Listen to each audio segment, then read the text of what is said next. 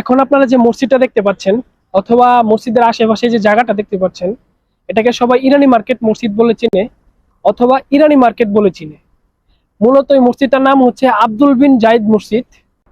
এই জায়গাটা কাতারের আকর্ষণীয় জায়গাগুলোর ভিতরে একটা, খুব সুন্দর একটা জায়গা। এখানে বিকাল দিকে অথবা সন্ধ্যার দিকে অনেক টুরিস্ট দেখা যায়, ইউরোপিয়ান অন্যান্য কান্ট্রির টুরিস্টরা আসে এখানে ঘুরতে।